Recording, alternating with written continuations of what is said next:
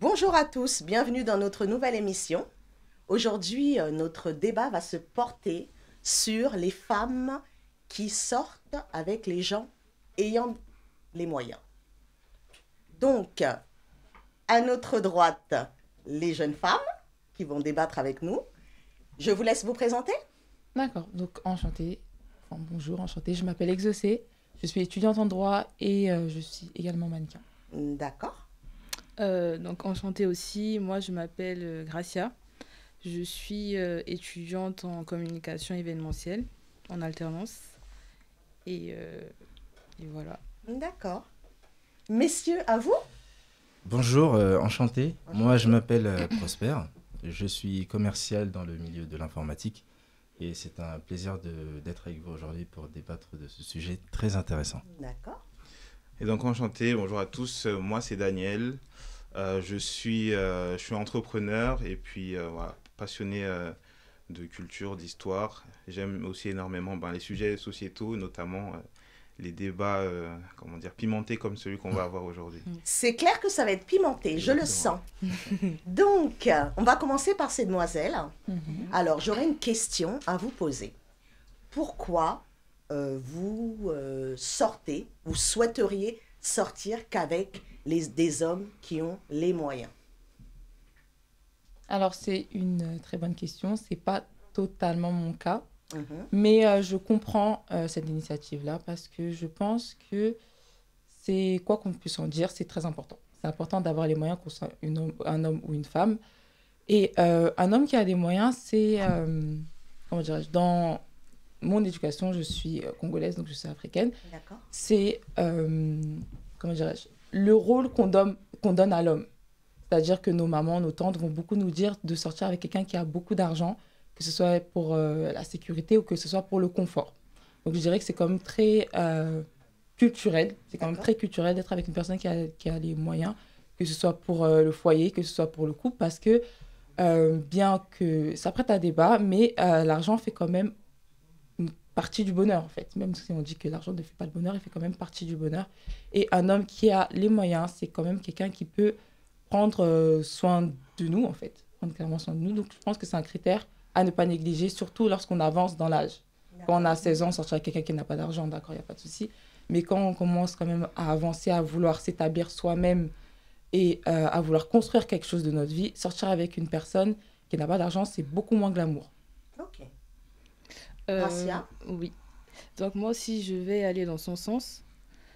Moi je vais revenir sur le fait que en fait je pense qu'une femme qui veut une personne qui a les moyens, Gracia, excuse-moi, tu es de quelle origine? béninoise. D'accord. Donc moi je pense qu'une femme qui cherche un homme qui a les moyens, c'est une femme qui est réaliste. C'est une D'accord. femme qui pense à l'avenir et c'est une femme qui est sûre d'elle, elle sait où elle va. Donc, je pense que c'est quelque chose de très important, que ce soit sur le plan familial, donc dans l'éducation de ses enfants, dans ce qu'elle peut apporter en tant que femme, Mhm. et dans sa vie quotidienne, en fait. Donc, moi, je ne peux pas me mettre avec quelqu'un qui n'a pas de moyens ou qui ne cherche pas à avoir de moyens. Et, euh, et je ne sais pas, espérer que tout se passe bien et qu'il n'y ait pas de problème. Moi, je cherche la stabilité avant tout. Ok. Donc, voilà un peu Moi j'ai une mon point de question vue. pour mesdames. Oui. Du coup, évidemment, vous cherchez quelqu'un qui a les moyens, ça c'est quelque Oui. chose qui peut se comprendre, tout ça. Mais j'ai entendu votre discours et moi je le comprends. Mais évidemment, on entend souvent ce genre de débat récemment sur les réseaux sociaux. Et ce qu'on dit souvent à ce genre de femmes, c'est que vous voulez quelqu'un, un homme qui vous apporte une certaine stabilité, etc. Mais finalement, à cet homme-là, lui, qu'est-ce que vous lui apportez au final? Tu peux commencer? Non, vas-y, commence. D'accord. Donc, le fait de chercher quelqu'un qui a une stabilité ne nous exonère pas d'avoir une stabilité aussi. Je pense que dans le cadre d'un couple, comme on parle d'un couple, c'est du donnant-donnant. Ça ne veut pas dire que lui, il a tous les moyens et moi, je m'occupe d'une chose. Je peux aussi avoir les moyens. Et à cette personne, comme elle a dit dans le rôle d'une femme dans notre culture, apporter une certaine stabilité dans son foyer, stabilité dans ses émotions, un certain réconfort, un certain soutien, un certain confort à cette personne-là, en outre que les moyens, en fait, que les moyens, je peux aussi mettre de l'argent sur la table. Ça ne veut pas dire que ça doit être que l'homme qui a de l'argent. Non, j'allais te poser une question par rapport à l'argent. Le truc typique, le loyer, typiquement, c'est qui le paye? C'est l'homme, c'est du 50-50. Enfin, c'est quoi du coup? Si l'homme, si c'est vous mettez de l'argent sur la table tous les deux. Alors moi, je pense que c'est sujet à discussion. Moi, je ne suis pas dans une ligne directive de couple, c'est comme ça que ce doit être. De ma culture, la plupart du temps, tout ce qui est loyer, etc., c'est l'homme qui le paye. C'est l'homme qui le paye parce que ça fait partie de sa stature de chef du foyer, de ma culture et de ma religion. Et donc, en tant que chef du foyer, il gère tout ce qui est loyer, tout ce qui est ce genre de choses. Donc maintenant, si demain, je suis avec une personne et c'est pas sa culture ou patati patata, aller dans le 50-50, moi, personnellement, ça ne me dérange pas plus que ça. Mais c'est vrai que à mes yeux, c'est pas qu'il perd cette stature d'homme, pas du tout. Mais je trouverais ça quand même... Il perd un peu sa stature d'homme, quoi. Non, il perd pas sa stature d'homme, mais... je sais pas comment l'expliquer, mais... Ouais, il perd quelque chose, quoi. Il perd quelque chose, disons, il perd quelque chose. Parce que si je participe à cette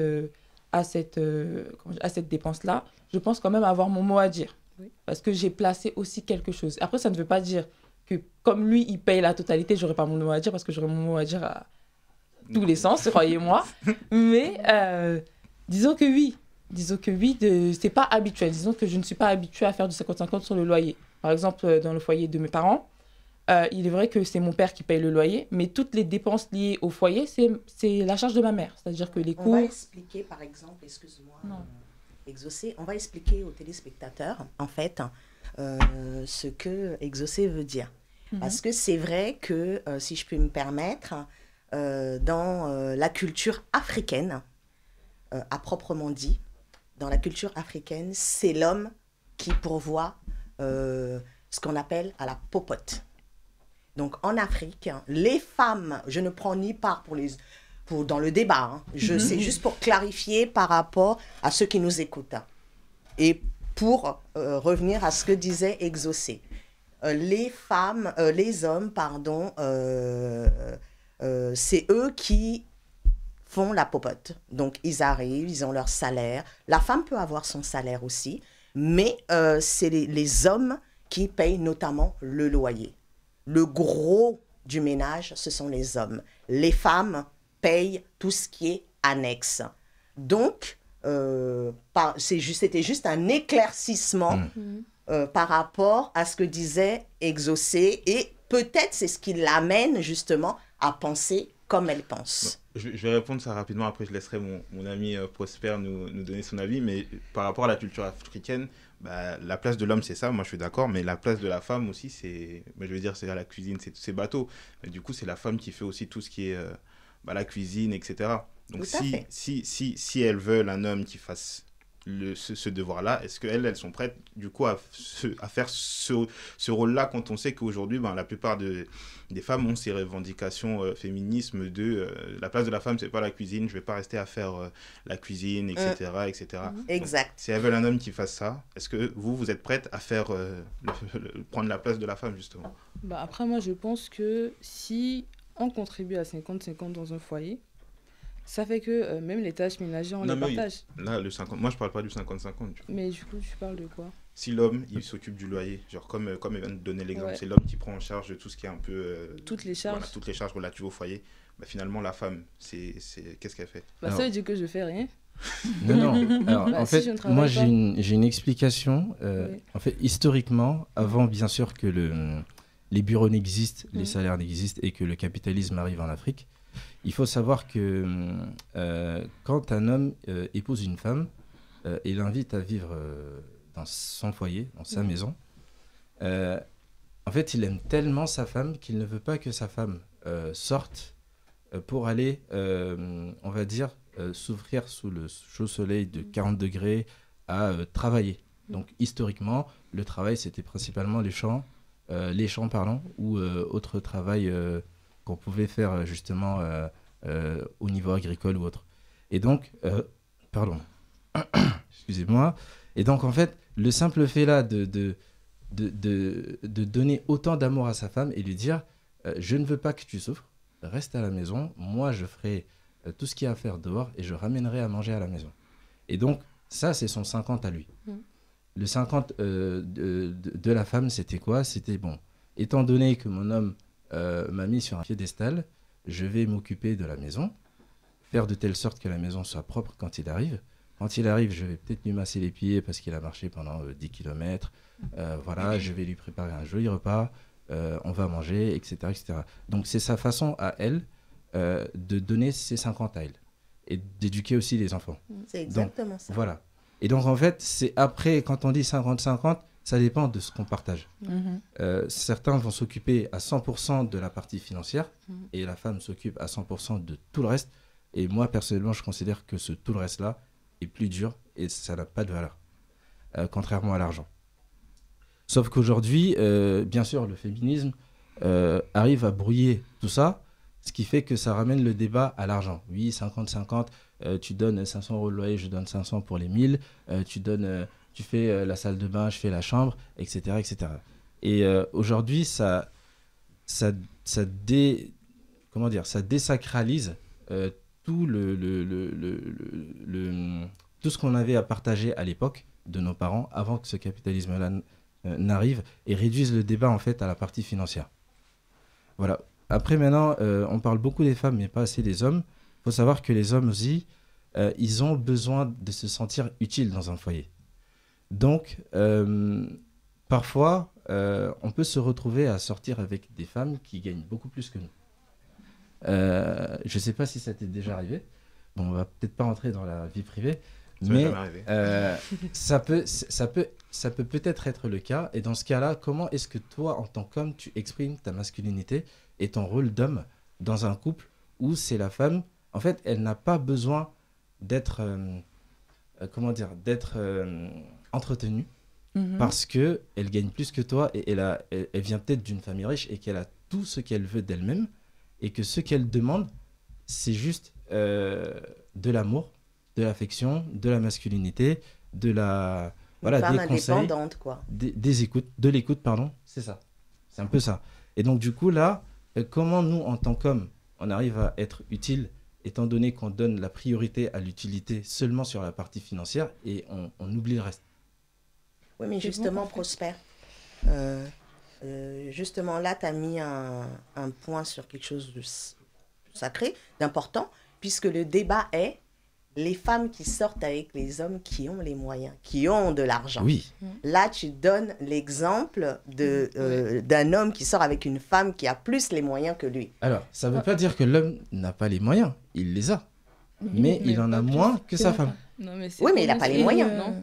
Il n'a pas les moyens. Il a les moyens, mais moins. Oui, mais je comprends l'idée. Voilà, là, le débat, c'est les femmes qui sortent avec les hommes qui ont les moyens. C'est-à-dire plus de moyens qu'elles. D'accord, ça, c'était pas précisé. Voilà, plus les moyens qu'elles. On va recentrer le débat dans ce cas-là.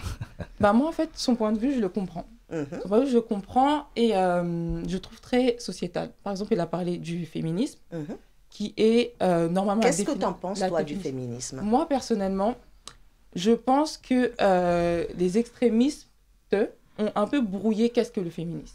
Parce que le féminisme, de base, c'est vouloir l'égalité sociétale, c'est-à-dire au sein de la société, pas au sein du foyer, etc. De base, c'est sociétal, de l'homme et d'une femme. Donc après, ça peut déborder de son mari, de l'époux et de l'épouse, il n'y a pas de souci. Mais en fait, le problème, c'est que, comment dirais-je, on a beaucoup, tu as parlé aussi de l'Afrique et de l'Afrique à l'époque.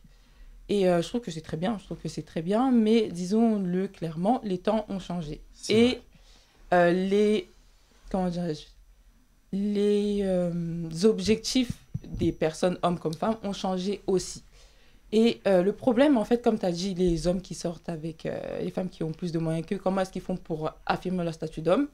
Le problème, il est là. En fait, on a tellement grandi avec cette mentalité et cette éducation qui dit à l'homme qu'en fait, c'est juste le pourvoyeur du foyer, sans pour autant appuyer qu'est-ce qu'un homme, parce qu'on peut très bien être riche et ne pas avoir, être un homme capable, comme on dit.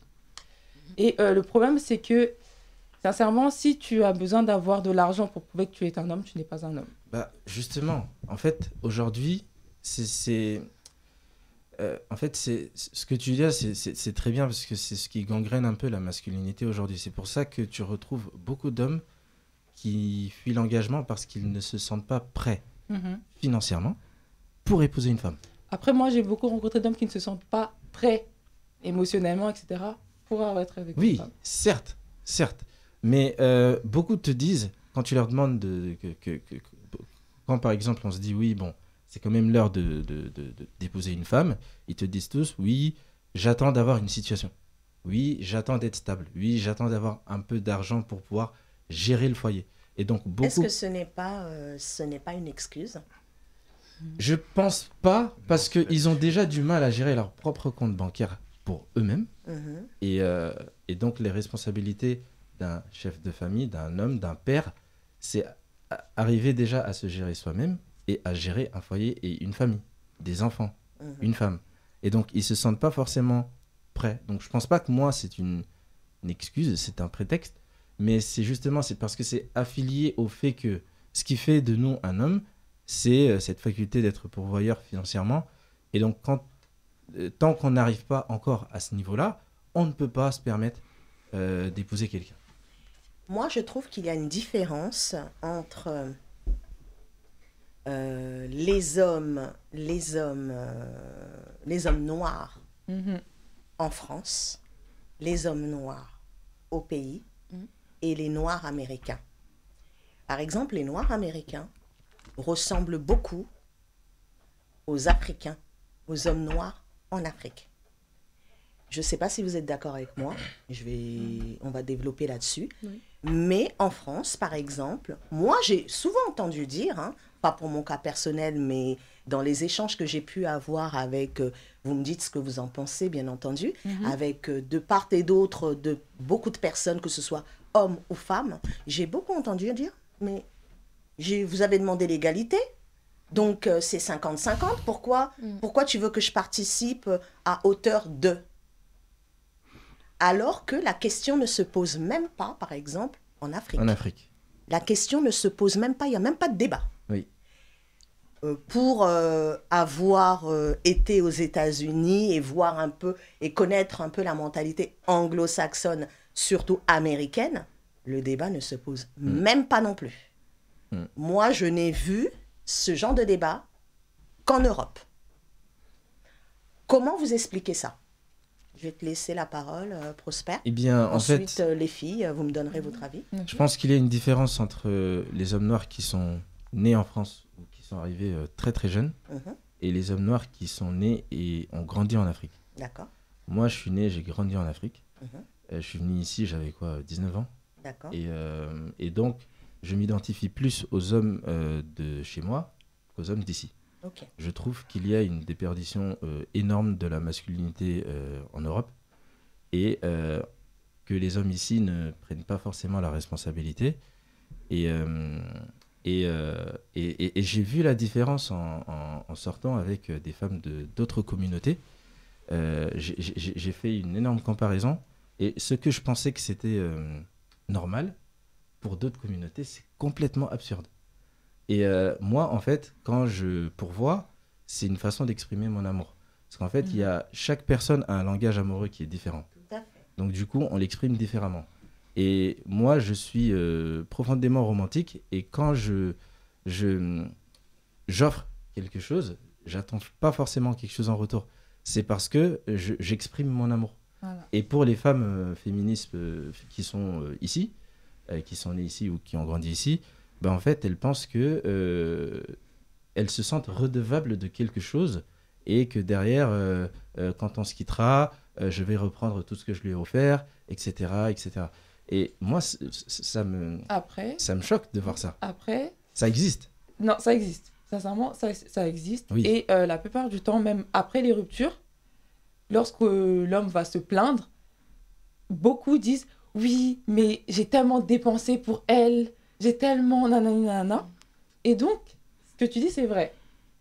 C'est ce que tu dis, c'est vraiment vrai. Et moi, je comprends même le langage d'amour parce que c'est mon langage d'amour d'offrir des choses aux gens, des cadeaux. Mais après, je pense que, comme vous l'avez dit, c'est beaucoup la diaspora noire de France. Oui, de France et c'est d'Europe ça. qui est comme Et donc, ça. quand tu grandis avec les médias qui mettent en avant la femme, qui mettent en avant l'égalité, derrière moi, je trouve que l'égalité est impossible.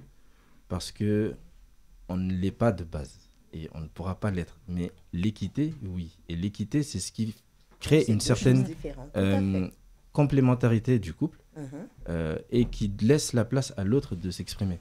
Alors que l'égalité, moi, je ne pourrais jamais demander à ma femme de porter un canapé de 30 kilos alors que je suis là, sous prétexte qu'elle est mon égale. Je ne vais jamais, je ne vais jamais non plus... j'ai plein d'exemples comme ça, mais pour moi, l'égalité, que ce soit physique ou autre chose d'ailleurs, je pense que déjà l'être humain n'est pas... Voilà, donc c'est difficile aujourd'hui de sortir de la standardisation de la société sur tous les plans, et il n'y a qu'une seule pensée commune qui empêche justement les esprits critiques de se développer, ce qui est bien dommage, et ça floue le débat. Donc oui, après il y a une confrontation en fait entre les hommes et les femmes, alors qu'en fait on est complémentaires et chacun doit connaître son rôle, ses limites, accepter ses faiblesses, et après le couple devient beaucoup plus simple. Mais pour recentrer le débat du coup sur les moyens financiers, je pense que le fait par exemple de ne pas, par exemple quand on a une copine qui gagne plus, par rapport au sentiment-là d'être utile, par rapport au sentiment-là de l'homme d'être utile, qu'est-ce qu'il peut amener sur la table si sa copine a déjà tout et a déjà tout mis sur la table, et du confort, de l'attention, de l'écoute. En fait, c'est ça. Mais le problème, c'est que on axe beaucoup l'homme sur les finances. Mais qui éduque l'homme aussi? Qui éduque, c'est ça, c'est l'éducation, c'est la culture. Et ça, c'est vraiment navrant, parce que pas de perdre son statut d'homme à vos propres yeux parce que vous gagnez moins, alors que en fait, vous êtes beaucoup plus. Vous êtes beaucoup plus que juste un portefeuille. C'est vrai. C'est pour ça que, je ne sais pas si vous avez remarqué, mais chez les jeunes femmes de la diaspora qui, par exemple, qu'on traite d'extra-féministes parce qu'elles ne veulent pas se marier, la plupart du temps, lorsque vous allez dans leurs éducations, leurs parents, leurs grands-parents, leurs tantes leur ont toujours dit « Oui, il faut que tu ailles avec un homme qui a beaucoup d'argent pour qu'il prenne soin de toi. » Et lorsqu'elles grandissent et qu'elles arrivent à prendre soin d'elles-mêmes et elles arrivent à avoir de l'argent, eh ben, c'est pas qu'elles sentent qu'elles n'ont pas besoin d'hommes, mais c'est qu'elles ne voient pas l'utilité de l'homme, parce qu'on vous a tellement réduit à ce portefeuille que même vous-même, vous réduisez à ce portefeuille. Parce que moi, je me rappelle que j'ai eu une discussion avec un ami l'année dernière, et je lui demandais, pour toi, qu'est-ce qu'un homme? Il me disait, oui, c'est celui qui paye le loyer, c'est celui qui fait en sorte que le foyer ne manque de rien. Et oui, d'accord, selon ton éducation, c'est ça. Mais quoi d'autre? Quoi d'autre? C'est-à-dire que vous ne vous positionnez pas en tant que, je sais pas, chef spirituel de la maison, en tant que, je sais pas, en tant qu'écoute de la femme, en tant que réconfort de la femme, en tant que soutien. Pourquoi est-ce que c'est seulement un rôle qu'on attribue beaucoup aux femmes? C'est-à-dire que oui, ton homme, il gagne beaucoup d'argent. Ouais. Toi, tu es à côté, tu es cette espèce de soutien moral. Pourquoi est-ce que vous ne pouvez pas être aussi, en plus de ce portefeuille, ce soutien moral? Parce qu'un couple, c'est ça. Je suis d'accord. Un couple, c'est ça. C'est bibliquement parlant, personnellement, je suis chrétienne, bibliquement parlant, c'est ça. C'est quand même une écoute mutuelle, un réconfort mutuel, une motivation mutuelle, en plus de cet argent. En fait, beaucoup de parents qui disent ça à leurs filles sont déjà des parents qui considèrent leurs enfants comme une source de revenus futurs. Après, moi, je suis pas tout à fait d'accord. On va en fait reparler parce que chaque culture a ses origines. L'origine du fait que les mamans, les tantes, les grands-mères disent ça à leur petite fille, à leur fille, à leur sœur, en fait, c'est culturel. Parce qu'avant, quand on mariait les filles, quand on donnait en mariage, parce qu'avant, les mariages étaient arrangés. Et on donnait toujours les filles qu'on donnait. On proposait toujours un mari qui avait les moyens, en fait.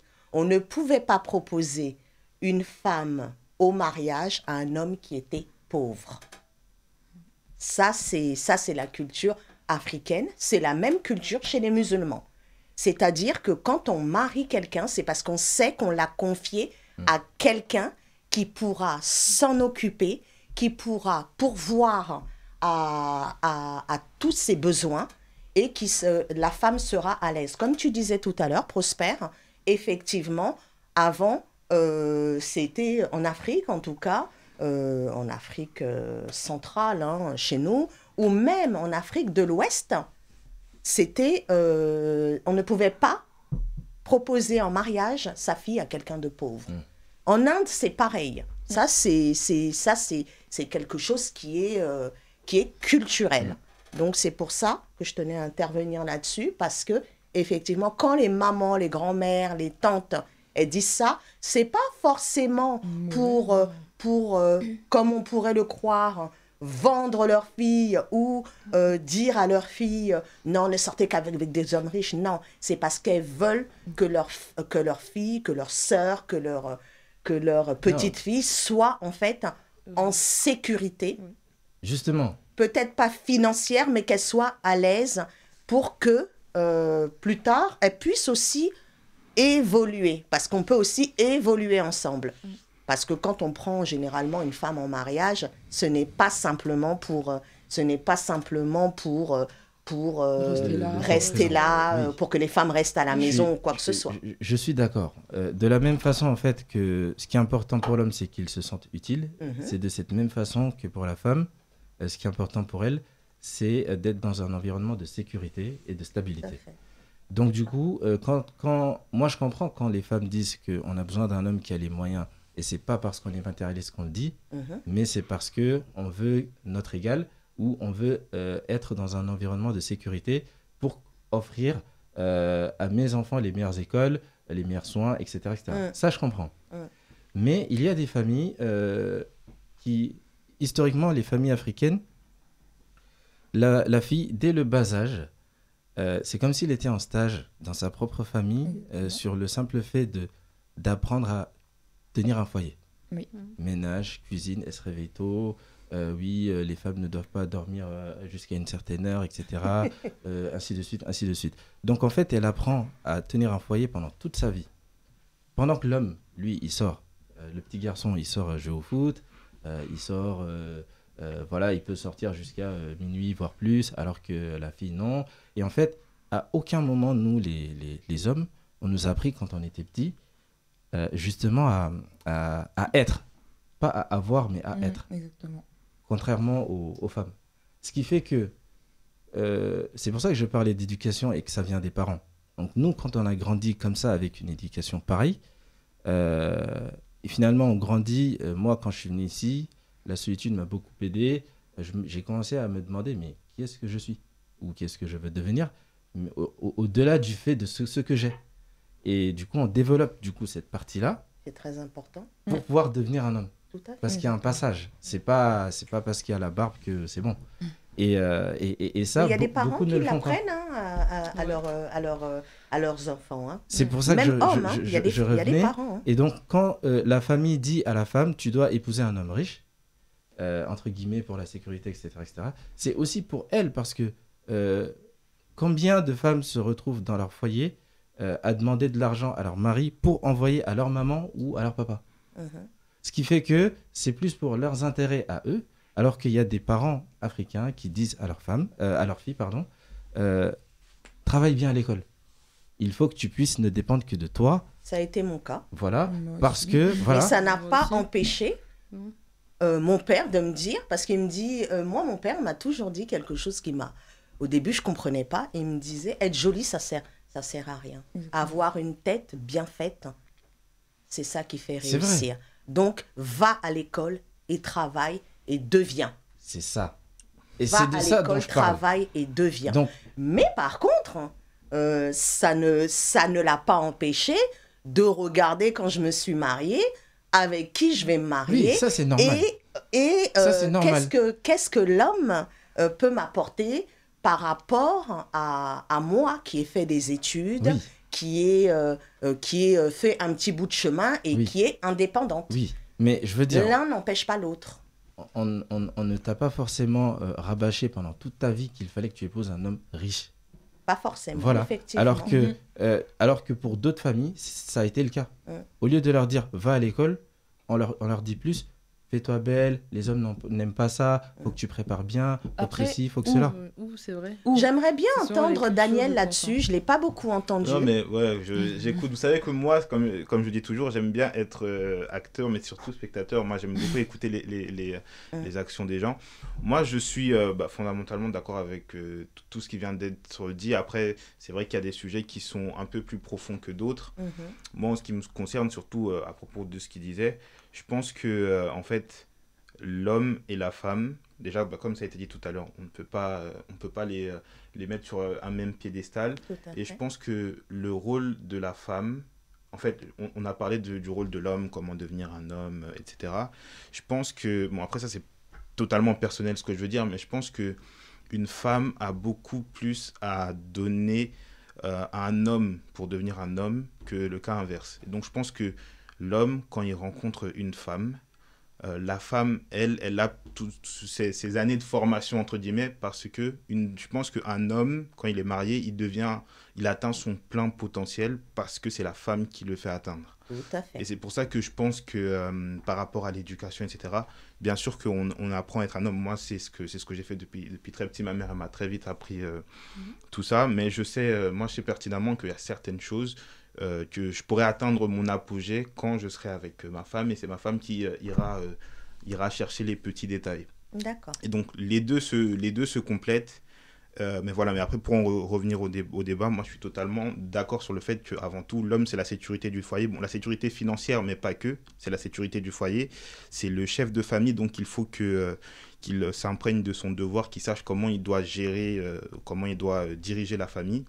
Et la femme, c'est celle qui... on dit toujours, bon, derrière chaque grand homme, il y a une grande femme. Je ne suis pas spécialement d'accord avec cette expression, mais la femme, c'est celle qui tient les ficelles, parce qu'en réalité, tous les hommes que je connais et tous les hommes qui ont une conscience sachent qu'en réalité, dans le couple, le chef, en vrai, c'est la femme. C'est la femme. Parce que on est d'accord. Si la femme veut te faire quelque chose, tu le feras, quoi qu'il arrive. Et voilà, nous les hommes, on est les gros durs et tout, mais une femme qui a atteint son apogée en tant que femme, elle sait comment manipuler son homme et elle sait comment faire en sorte que son homme devienne l'homme à 100%. Donc voilà. D'accord. On va faire un petit tour de table. Gracia. Oui. Dis-moi un peu, qu'est-ce que toi, de ce que tu as entendu, des échanges, pour conclure, qu'est-ce que toi tu dirais? Moi, je dirais que dans tous les cas, il faut qu'on trouve un homme qui a les moyens. Que ce soit pour la partie financière par rapport à moi et par rapport à la stabilité que l'homme peut m'apporter en tant que femme et en tant que maîtresse de maison. D'accord. Que ce soit aussi par rapport à l'éducation des enfants, parce que ce qu'un enfant voit, c'est ce qu'il reproduit. Donc, si l'enfant voit que le papa, il est à fond dans l'éducation, il lui montre le chemin qu'il faut faire, il lui montre en fait les bonnes habitudes pour être un bon homme, l'enfant sera un bon homme. D'accord. Mais, Gracia, mais excuse-moi Prosper, qu'est-ce que toi tu apporterais à un homme? Donc, ça va être peut-être toute la partie, comme Exaucé l'avait dit, donc soutien. Donc, ça peut être la partie soutien. Ça peut être la partie donc soutien domestique, soutien émotionnel, soutien dans les projets. Donc, je peux l'accompagner parce que moi, je suis en communication, par exemple, et j'ai un ami qui est en train de monter son entreprise. Donc, moi, je suis derrière lui en tant que chargée de communication. Donc, je peux le soutenir aussi sur le plan intellectuel. Ça va dans les deux sens. Mais la question Il nous reste 5 minutes. Hein. La question que je voulais poser, c'est que fais-tu d'un homme qui te plaît, qui a un potentiel de devenir riche, mais qui ne l'est pas à l'instant T? Ou même pire, moi j'aimerais même faire la situation pire, parce que quand il a un potentiel, on le sait, s'il joue très bien au foot et qu'on sait qu'il y a Clairefontaine qui est dans les radars, d'accord. Un homme qui te plaît, il a tout ce qu'il faut, mais il a rien, il n'a pas spécialement d'ambition. Mais voilà, il y a le coup de cœur, il y a tout, mais il a pas ça. Non, moi je pourrais jamais d'avis. Ah là, les filles, elles ont répondu à l'unisson. Hein. Elles ont dit non. Les têtes, elles font déjà comme ça. Non, ça c'est un danger. Donc c'est rédhibitoire pour vous. C'est rédhibitoire, c'est un danger. Même s'il n'a pas, mais il a l'ambition de. Oui. Ça, l'ambition de, c'est très très très important. Mais s'il n'a pas et il ne veut pas, au bout d'un moment... C'est ça que je voulais entendre justement. Donc c'est pour ça que j'ai fait la nuance sur les moyens. D'accord. Parce qu'un homme qui a du potentiel aura les moyens d'avoir les moyens. Ça, c'est pas vrai. Pour moi, si. Personnellement, je pense pas. Moi, je pense que le potentiel, il est très subjectif. Parce que le potentiel, comme il a dit, oui, un footballeur qui joue très bien, il y a Clairefontaine, demain, il se casse les jambes, son potentiel, il va partir. Oui, il y a toujours du risque dans tout. Il y a toujours du risque. Et se baser sur le potentiel de quelqu'un, c'est-à-dire que, je sais pas... Mais c'est pas que financier, c'est intellectuel. Non, mais même intellectuel. C'est-à-dire que demain, je suis en droit, je suis avec quelqu'un qui fait du droit, il est potentiellement apte à devenir avocat. Oui. Mais si demain, il arrête tout, son potentiel, il est parti. Bon. C'est très dangereux de se baser en fait, sur le potentiel. Si on pense comme ça, on va faire des nuances sur tout. On va bientôt conclure. Ouais, on va peut-être faire un dernier tour de table et chacun en une phrase donne ce qu'il a retiré de ces débats. Du coup, honneur aux dames ou on finit par les dames? On finit par les dames. On finit par les dames. Ouais. Je vais me lancer en premier. La même chose que j'ai dit, moi j'ai toujours dit ça, je pense que chacun a un rôle, le 50-50 ça n'existe pas, ou alors chacun a sa manière, comme l'a dit Prosper. Et donc voilà, moi j'ai toujours dit ça, une femme qui veut que ce critère-là soit prédominant chez l'homme qui cherche, pour moi c'est normal, c'est totalement normal. Moi je suis totalement des personnes qui pensent qu'il faut penser avec son cerveau et pas avec son cœur, et je pense qu'il faut être capable de savoir où on veut aller, de savoir quelles sont les personnes qui vont nous accompagner, autant sur le plan affectif, amical, et surtout émotionnel, parce que cette personne, on passera notre vie avec, donc c'est important d'être minutieux sur ce choix. D'accord. Prosper, en très court. Très court. Très court. Alors, parce qu'après, on va passer à ces dames. D'accord. Moi, je pense que baser le choix de son partenaire de vie sur l'avoir, c'est flouté. Je pense qu'il faut le baser sur l'être. Et sur la partie être, il y a responsabilité, ambition, comme vous le disiez tout à l'heure. Mais ces personnes qui ont ça ont passé trop de temps à grandir eux-mêmes, à faire le travail eux-mêmes. Et n'ont pas forcément, tout de suite en tout cas, les capacités d'avoir les moyens pour offrir cette sécurité-là. Donc je pense que le débat est flouté. Et mieux vaut avoir un homme ambitieux qu'un homme qui a les moyens à l'instant T et qui n'est pas forcément un homme. D'accord. Gracia? Donc, moi, je reste sur ma position. Mais après, je sais que c'est quand même important la complémentarité dans le couple. Je sais que si un jour mon mari il a des difficultés financières, que je pourrais lui apporter un certain soutien. Je sais que que l'homme ne fait pas tout, mais je reste sur ma position. Voilà. Exaucé? Alors, oui, très court. Je prends les arguments que Prosper et Daniel ont dit, mais comme Gracia, je vais quand même rester sur ma position. Je pense que ce n'est pas un critère, ce n'est pas le plus gros des critères, mais ça doit faire partie du critère parce que c'est une chose qui est normale. Lorsqu'on veut se mettre avec quelqu'un, c'est pour le long terme et on cherche aussi la sécurité. Mais ça n'exonère pas d'avoir aussi une situation. Ça n'exonère pas d'avoir une situation, c'est-à-dire d'être quelqu'un qui ne fait rien mais qui attend que l'homme fasse tout. Non, mais je pense que pour le bien du foyer, selon ma culture et ma religion, c'est important que l'homme ait une situation, qu'il ait des moyens et ou de l'ambition pour l'avoir. Et l'ambition pour l'avoir, je mets en parallèle avec le potentiel. C'est pour ça que j'ai dit que le potentiel, bof. L'ambition pour l'avoir, oui. Parce que lorsqu'on a l'ambition, on trouvera toujours un moyen d'eux. Alors que le potentiel, il est très subjectif et très axé sur un point. Mais je pense que oui, c'est important et c'est normal qu'une personne, qu'une femme veuille se faire et se développer avec quelqu'un qui a de l'argent. Parce que une femme n'a pas 18 ans, elle commence à avoir quand même de l'âge et à vouloir former un foyer et un couple qui est quand même durable. D'accord. Merci beaucoup pour cet échange qui a été très intéressant. Merci. Et merci à vous, vraiment. Et puis, on va conclure là. Et à bientôt. À bientôt. Pour une nouvelle émission yes. Qui, je suis sûre, sera tout aussi intéressante. Donc, bye bye et prenez soin de vous.